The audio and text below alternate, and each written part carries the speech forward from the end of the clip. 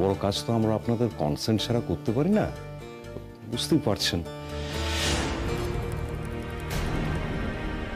কিন্তু সিস্টার যে বলছিল আর কোনো অপশন নেই। না না, আসলে সবাই তো সেই অপশনটা অ্যাভেল করতে পারে না। তো আপনারা যে করতে পারবেন সেটা তো আমরা আগে থেকে জানতাম না। এখন পারলেন যখন, তখন কোনো অসুবিধা নেই। কিন্তু আপনাদের বুঝিয়ে বলবো যে কি খাতে কেন খরচা লাগছে, কেন এই সিস্টেমটা দিতে হচ্ছে। আসলে উনি তো একদমই রেসপন্ড করছেন না, ওনাকে আর্টিফিশিয়ালি সবকিছু করাতে হবে, সেই জন্য এই সিস্টেমের থাকাটা দরকার। ডাক্তারবাবু, একটা কথা একটু জিজ্ঞেস করি, মানে এই যে সিস্টেমটার কথা বলছেন, এটাতে পেশেন্টের সার্ভাইভালের চান্সটা ঠিক কতটা? 50% বেঁচে থাকার চান্স। আসলে একটা ম্যাসিভ হার্ট অ্যাটাক হয়েছে তো, আর সেটা সঙ্গে সঙ্গে অ্যাটেন্ডেডও হয়নি, মানে দুদিন উনি ওই অবস্থাতেই ছিল, সেটাই প্রবলেম হয়ে গেছে। আর তাছাড়া উনি তো নিজেও বুঝতে পারেননি, আর ওনার সাথে যারা ছিল মানে বাড়ির লোকেরা, ওনারাও সেটা হয়তো বোঝেননি। কাজেই সব মিলিয়ে গোটা ব্যাপারটা অত্যন্ত সিরিয়াস হয়ে গেছে। তাও বলছি, ডোন্ট ওয়ারি, এই 50%-এর মধ্যেও উনি কিন্তু থাকতে পারেন, কারণ ওনার বয়সটা তো খুব কম। কাজে রিভাইভ করার একটা হাই চান্স আছে। কিন্তু তো মানে আমরা না অনেক আশা নিয়ে আপনার কাছে নিয়ে এসেছি পেশেন্টকে। আপনি এত বিখ্যাত একজন ডাক্তার, সব জায়গাতেই আপনার চিকিৎসার নাম ডাক আছে। তো আমরা অনেক কষ্ট করে পেশেন্টকে এনেছি, বুঝতেই পারছেন। এত কিছু করে যদি ফাইনালি পেশেন্ট রিকভার করে, তাহলে আমাদের এই চেষ্টাটার একটা দাম থাকে আর কি। মানে আমরা রিকোয়েস্ট করতে পারি আপনাকে যে প্লিজ একটু চেষ্টা করুন। মানে ওর মিসেস, বুঝতেই তো পারছেন, আমার দিদি, সে তো নিজেও খুব একটা সুস্থ নয়, সেই কারণে বলছিলাম। সবই বুঝতে পারছি। আসলে দেখুন, সব পেশেন্টই আমাদের কাছে ইকুয়ালি ইম্পর্টেন্ট, সেটা আলাদা কোনো কথা নয়। আপনারা বলছেন বটে, কিন্তু আমরা সব পেশেন্টকেই ইকুয়াল অ্যাটেনশন দিয়ে দেখি। যাকে আপনারা সময় নষ্ট না করে তাড়াতাড়ি সইটা করে দিন। সিস্টার, আপনি একটু আসুন তো আমার সঙ্গে, আমি একজন পেশেন্ট দেখে আসছি। ইয়েস স্যার, চলো। 15-20 লাখ টাকা, এত টাকা জোগাড় করতে পারবি? কোথায় পাবি এত টাকা? মা, তুমি তো খুব ভালো করে জানো যে তোমার ছেলে চাকরি করে না, একমাত্র অপশন হচ্ছে বাড়িটা বন্ধক রাখা। মা, শেষ পর্যন্ত চেষ্টা করব। যদি চেষ্টায় ফেল করি তাহলেই তোমাকে বলবো, তার আগে তুমি বাড়িটা বন্ধক দিও না।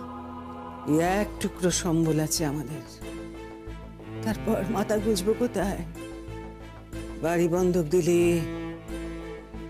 ছাড়ানোর টাকা জোগাড় করবো কি করে? যদি টাকা শোধ করতে না পারি, মানে বন্ধক দিলে তো টাকা দিয়ে ছাড়াতে হবে না?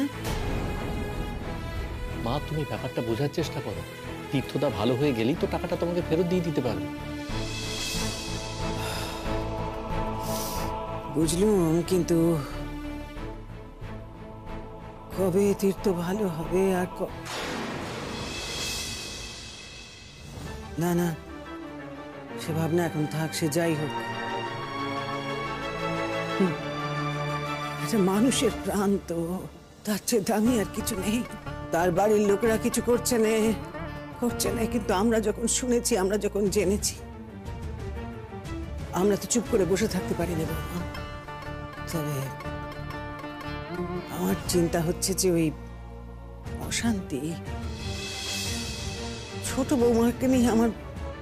কেন মা, তুমি তোমার ছোট বৌমাকে নিয়ে এত ভাবছো কেন? এই বাড়িটা তোমার মা, এখনো এই বাড়িটা তোমার নামে লেখা আছে, তোমার অধিকার আছে ওই বাড়িতে, আর কারোর অধিকার নেই। এই বাড়িটা তুমি বন্ধক রাখবে নাকি বিক্রি করবে সেটা পুরোপুরি তুমি ঠিক করবে, আমরা কেউ নই এটা ঠিক করার।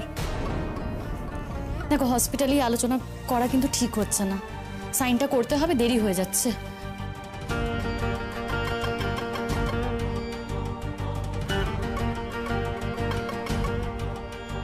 আমি শেষ পর্যন্ত চেষ্টা করব না যাতে বাড়িটা বন্ধক না রাখতে হয়। কি করে চেষ্টা করবে তুমি মা? জানি না, কিছু তো একটা করতেই হবে। গয়নাগাটি যা আছে সব বন্ধক দিয়ে দেব, তারপরেও যদি না হয় ধার দেনা করবো, কিছু তো একটা করতেই হবে, মানুষটাকে তো বাঁচাতে হবে। বলছো বলো তো তুমি শিমুল, হ্যাঁ? তোমার মাথা ঠিক আছে? এর থেকে অনেক বেটার অপশন হচ্ছে এই বাড়িটা বন্ধক রাখা। পড়া কেন এসব নিয়ে এখন আলোচনা করছো বলো তো? বুঝতে পারছি একটা মানুষ কত ক্রাইসিসে আছে। হ্যাঁ, সাইনটা করতে হবে, আমরা এসব কথা বাড়ি গিয়েও তো আলোচনা করতে পারি। আমি সাইনটা করি।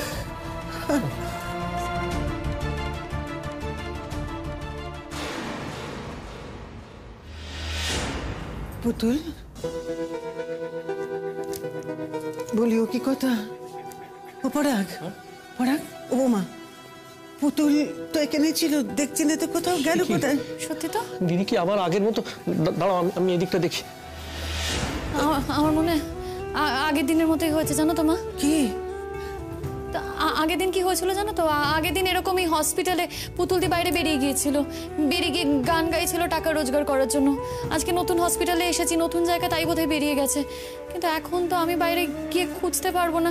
সাইন করাটা খুব ইম্পর্টেন্ট, সাইন না করলে তো ট্রিটমেন্টও শুরু হবে না। না না না না, তুমি কেন যাবে খুঁজতে? ওই তো পরাগ গেছে। ও ও আমি এক কাজ করি বৌমা, আমি বরং ওই হসপিটালের বাইরেটা একটু দেখে আসি। হ্যাঁ, তুমি দেখো, আমি সাইনটা করছি। দেখো না, আমার ভয় করছে কি জানো, ওই এই হাসপাতালের বাইরে একটা বড় রাস্তা আছে না, যদি সেটা পারাপার করতে না পারে, শেষ পর্যন্ত একটা দুর্ঘটনা ঘটালে আমার তো সর্বস্ব গেল। এরকম কিছু হবে না মা, তুমি এরকম ভেবো না। আমি দেখি পরাগ এসে যাবে, আর আশা করি তুমি তুমি তুমি সই করো, সই করো, আমি আমি দেখে সাইনটা আসছি। করছি। কোথায় সাইন করতে হবে একটু প্লিজ তাড়াতাড়ি বলুন না।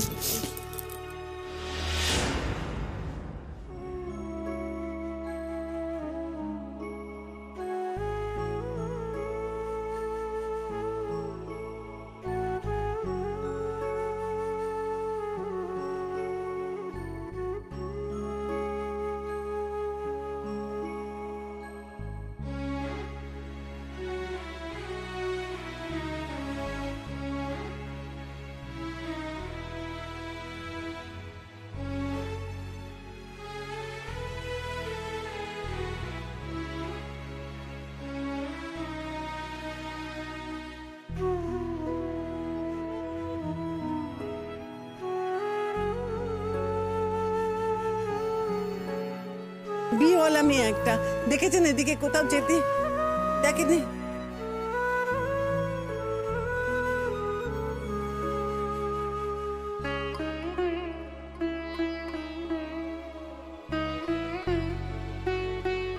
ও পুতুল,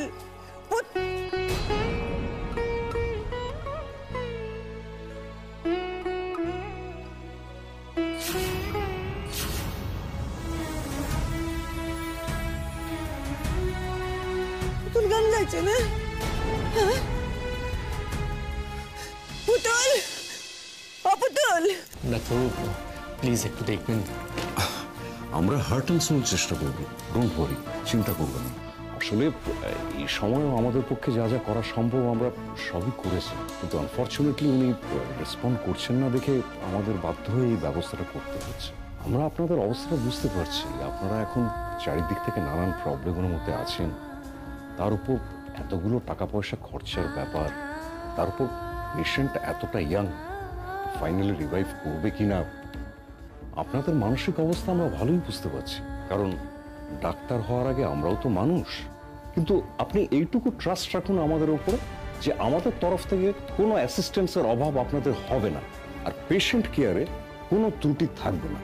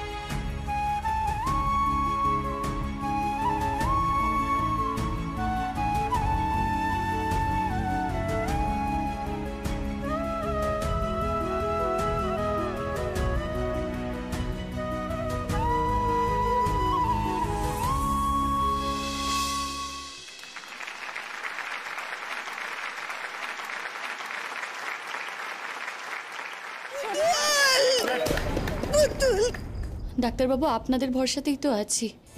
দেখুন, আমাদের হাতে টাকা পয়সা কিছুই নেই। দরকার হলে সর্বস্ব বিক্রি করে টাকা পয়সা জোগাড় করব।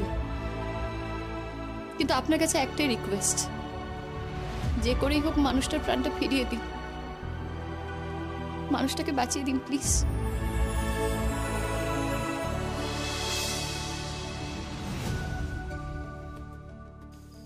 মা মা তুই কি করছিস সেখানে? কি করছিস এখানে?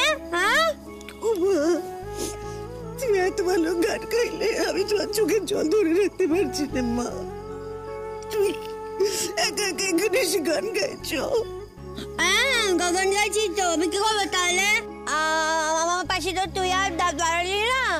আমার স্বামীর জন্য যা করে আমাকে করতে হবে। হ্যাঁ, তোর কাছ থেকে আমি হাত পেতে টাকা নেবো না, তাহলে আমার সাথে খুব রাগ করবে। ও খুবই মানে গণ্যের মানুষ বলতে ও খুব রাগ করবে চিন্তায় টাকা নিলে।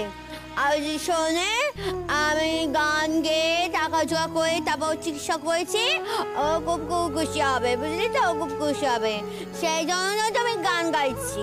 আমাকে তো ওকে সুস্থ করে তুলতে হবে, তাই না? বল, আমার আর কে বাড়াচ্ছে, তাই না? ও কি কথা! হে ভগবান, আমার এই অবুঝ মেয়েটাকে তুই আর কষ্ট দিও নে। ও পুতুল, আমি আছি মা, আমি আছি তো তোমার পাশে। কে বলেছে কেউ নেই? তুমি ভেবো না, তোমার স্বামীর জন্য, তীর্থর জন্য আমার যা যা করতে হয় আমি সব করবো মা, তুমি ভেবো না, আমি আছি তোমার পাশে। কোনো দরকার নেই আমার, কোনো দরকার নেই। এতদিন তো তুমি বলোনি গো, আজকে কেন বলছো আমার টাকা লাগবে না? আমি ওই গান গাইবো, সেই টাকা দিয়ে আবার তো চিমু বলেছে স্কুল থেকে আবার টাকা নিয়ে আসবে, নুনের টাকা, সব টাকা দিয়ে ঠিক হয়ে যাবে, আমার লাগবে না তো টাকা। শোনো শোনো, আমার কথা শোনো। ও মা, তুমি তো জানো না, তুমি তো জানো না যে কত টাকা লাগবে। আমার যত টাকা লাগুক না কেন আমি কি দৌড় দৌড়ে করে নেবো। দরকার হলে আমি আমার রক্ত বিক্রি করে তারপর আমি টাকা নিয়ে আসবো। তারপরেও যদি না আমার গয়না বিক্রি করে দেবো। যখন সব টাকা শেষ হয়ে যাবে তখন তোর কাছে চাইবো, তুই যদি দিস তখন নেবো, তার আগে নেবো না, বুঝলে? বুড়ি এখন চল দেখি, আমি আবার তোমাদেরকে কালকে গান শোনাবো, ঠিক আছে? হ্যাঁ, আমি এখন আসি। আমার স্বামী না খুব অসুস্থ, জানো তো? ডাক্তারবাবু বলেছে আমার স্বামী ভালো নেই। আর আমি যাই গান গেয়ে স্বামীর জন্য টাকা জোগাড় করছি। হ্যাঁ, তোমরা আশীর্বাদ করো যেন আমার স্বামী ভালো হয়ে যায়। হ্যাঁ, ঠিক আছে? তোমরা খুব ভালো, আমার স্বামী সুস্থ হয়ে যাক। হ্যাঁ, আমি তোমাদেরকে কোনোদিন বলবো না। হ্যাঁ, ভালো থেকো। হ্যাঁ, ভালো থেকো, তোমরা খুব ভালো থেকো। আই বুড়ি চল, এই দেখ কত টাকা পেয়েছি, দেখ, এই দেখ।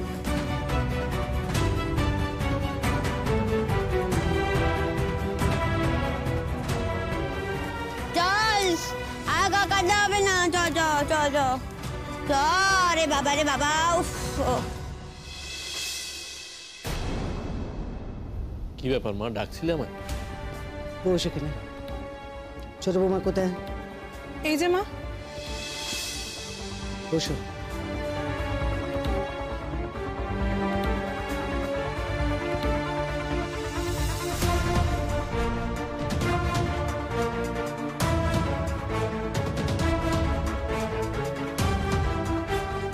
বলছিলাম যে আজ আমি নিজে হাসপাতালে গিয়েছি, নিজের চোখে আমার জামাইয়ের অবস্থা দেখে সমস্ত খবরাখবরও জেনে এলুম। আমার জামাইয়ের শারীরিক অবস্থা সুবিধের নয়, তাকে চিকিৎসা করাতে গেলেই অনেক টাকার প্রয়োজন। সেই টাকা না দিতে পারলে, সেই টাকা না থাকলে বিনা চিকিৎসায় তার প্রাণটা চলে যাবে। আমি মা হয়ে মেয়ের এই অবস্থা নিজের চোখে দেখতে পারি না। আমি মা হয়ে কিছুতেই চুপ করে থাকতে পারি না। তাই আমি সিদ্ধান্ত নিয়েছি যে বাড়ি আমি বন্ধক দেব।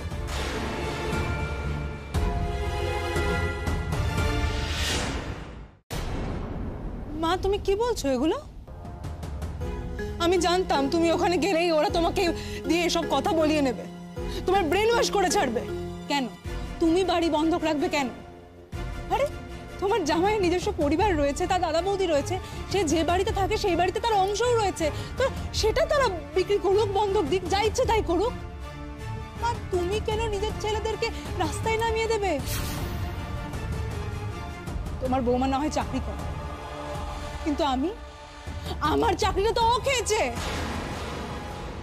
আর পলাশ পলাশ কবে জেল থেকে ছাড়া পাবে সেটাও জানি না, আর ছাড়া পাওয়ার পরে চাকরি পাবে কি পাবে না সেটাও আমি জানি না। আমরা কোথায় থাকবো তখন? গাছতলায়? এই তুমি এত উত্তেজিত হচ্ছ কেন বলো তো? এই বাড়িতে তো তোমার কোনো অংশ নেই, না তোমার কোনো অংশ আছে, না তোমার হাজবেন্ডের কোনো অংশ আছে, না আমাদের কোনো অংশ আছে। এই বাড়ির দাবিদার কিন্তু মা, তাই মা যে ডিসিশনটা নেবে সেটাই হবে। এখন মা যদি নিজের মেয়ের এই কন্ডিশন দেখে ঠিক করে যে বাড়িটা বিক্রি করে দেবে, সেখানে কি তোমার কিছু করার আছে? ও এই সমস্ত কথা বলে বলে তোমার ব্রেন ওয়াশ করেছে, তাই তো? তোমার এত রাগারাগি করার কারণটা আমি কিছুতেই বুঝতে পারছি না। আমি কি বলেছি? আমি বলেছি বাড়িখানা আমি বন্ধক দিতে চাই, বাড়িখানা বিক্রি করব বলেছি কি? এই বাড়ি আমি বন্ধক দিতে চাই। হ্যাঁ, কিন্তু বাড়ি ছাড়ানোর টাকা তুমি কোথায় পাবে মা? কে তোমাকে সেই টাকা দেবে? তোমার বড় বৌমা কটা টাকা পায় ও স্কুলে চাকরি করে যে তোমায় টাকা দেবে? আর তুমি কোথা থেকে টাকা পাবে? বলি কেন? ও কি কথা? আমার জামাই তীর্থ, সে কি ভালো হবে না? সে সেরে উঠে আমার টাকাটা শোধ করতে পারবে না বলছো? সে যাতে ভালো হয়ে উঠে আবার আগের মতন সবকিছু করতে পারে, আমি সেই চেষ্টা করছি। কি চাও তুমি ছোট বৌমা? তুমি চাও যে আমার জামাইয়ের প্রাণটা বেঘরে যাক বিনা চিকিৎসায়? না, আমি একবারও সে কথা বলিনি। চিকিৎসা করাক না। তোমার বৌমা তো শুনছিলাম স্কুল থেকে লোন নেবে, কই সেই লোনের গল্প তো কবে থেকে শুনে আসছি। লোনের নামে একটা ঢুডু। তুমি যেটা জানো না সেটা নিয়ে অযথা কথা বলবে না। তুমি কেন এর মধ্যে কথা বলছো বলো তো? তোমাকে তো আমি বারণ করেছি ওর সাথে কথা বলতে। আমি একটা কথা কিছুতে বুঝতে পারছি না, ওই কাল সাচিন্তা কি করছে শুনে? না ও এত কথা বলছে কেন? বাড়িটা কাছে বসতে দেবে না এই বাড়িটা একদম। হ্যাঁ, সারাক্ষণকালে অশান্তি ঝড় বয়ে চলেছে এই বাড়িতে, ওর আর কোনো কাজ নেই। বাবুরি, আমি তো বলেছি নাকি যে আমার স্বামী চিকিৎসার টাকা আমি ঠিক জোগাড় করবো, গান গেয়ে আমি ঠিক জোগাড় করে নেবো, আমাকে ওকে লাগবে নেকো। তাহলে ও এই সাক্ষী দেখা নাকি করছে বসে বসে শুনি। হ্যাঁ পুতুলদি, তুমি গান গেয়ে রোজগার করেছো ঠিকই, কিন্তু যা রোজগার করেছো তাতে ৬২,০০০ টাকা হয়েছে। আর সেদিন যে ক্লাবে গান গাইলে ওই যে সিঙ্গার দিদি তোমাকে টাকা দিয়েছে, সেখানে ৩৬,০০০ টাকা। এখনো ১,০০,০০০ টাকাও হয়নি গো। ওই মোটামুটি ১,০০,০০০ টাকা হয়েছে ধরো। আমি ১.৫ লাখ টাকা জোগাড় করেছি, মানে ২.৫ লাখ টাকা। এদিকে তীর্থদার চিকিৎসা করতে ২০ লাখ টাকা মতো লাগবে। এই টাকা ছাড়া কি করে হবে বলো তো? সেটাই তো বুঝতে পারছি না। সেই টাকা তো আমাদের জোগাড় করতে হবে, তাই না? তা আমি তো রোজ রোজ গান গাইবে বলছি নাকি? রোজ রোজ গান গাইতে অনেক টাকা রোজগার হবে নাকি? হ্যাঁ, কিসে দরকার? টাকা পয়সা চাওয়া কোন দরকার নেই আমার। পুতুলদি, রোজ যে তুমি গান গাইতে পারবে তার তো কোনো মানে নেই।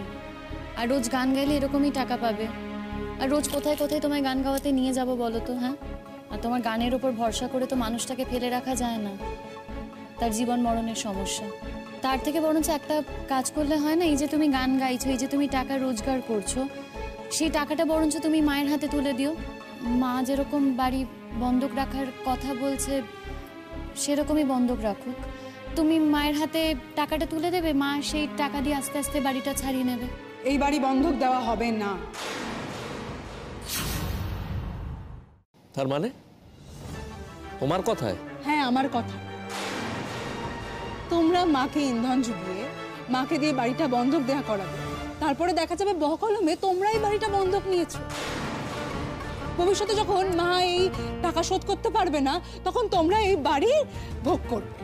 এই তোমাদের প্ল্যানিং, তাই তো? কথায় বলে না, অলস মস্তিষ্ক শয়তানের বাসা। তোমার হয়েছে তাই, জানো তো? শয়তানি ছাড়া কিছুই ভাবতে পারো না, না? তোমার মনে হলো যে কলমে আমরা মাকে দিয়ে বাড়িটা বন্ধক রাখাচ্ছি? শোনো, তোমাকে না আমার খুব ভালো মতো চেনা আছে। আমি অঙ্কন থেকে না অনেক কথা শুনতে পাচ্ছি। হ্যাঁ, সব পার আগে তুই যে মুক্ত বন্ধ কর তোর। হ্যাঁ, এত বেশি কথা আমি পছন্দ করি না। মা, আমি বলে দিচ্ছি আমার কোনো কিছু কথা হবে না আমার বড়ের জন্য। আমার বড়ের জন্য আমি আছি যখন, শিমুল আছে তখন সব হয়ে যাবে। আমার যা গণগতি আছে সব বন্ধ দিয়ে আমি শামুকে বাঁচাবো। তাতে যদি ওর কপাল বাঁচে থাকে ও নিশ্চয় বেঁচে উঠবে। পুতুলদি, তোমার কি মনে হচ্ছে সেটা আমি ভাবিনি? কিন্তু আমার যা গয়নাগাটি আছে, তোমার যা গয়নাগাটি আছে, সবকিছু বিক্রি করে 10 লাখ টাকার বেশি হবে না। আরো 10 লাখ টাকা তো লাগবে বলো, সেটা তো আমাদের জোগাড় করতে হবে। সেটা কোথা থেকে পাবো?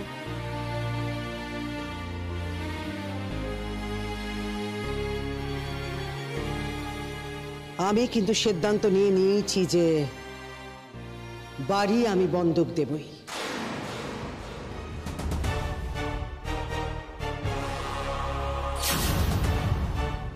পরাগ, হ্যাঁ। কাল সকালে ব্যাংকের লোকের সঙ্গে কথা বলো। আমি শুনলাম যে ব্যাংকের কাছে বন্ধক রাখলে নাকি ঝামেলা ঝঞ্ঝাট কম হয়। আমি ব্যাংকের কাছে এই বাড়ি বন্ধক রাখতে চাই। ঠিক আছে, আমি কালকে সকালেই কথা বলবো। মা, আমার কথা না শুনলে কিন্তু তোমাকে রাস্তায় গিয়ে দাঁড়াতে হবে, এই আমি বলে দিলাম তোমায়।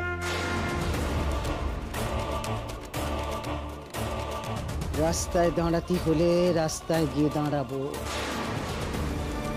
তবু জানবো যে সন্তানের জন্য রাস্তায় দাঁড়িয়েছি।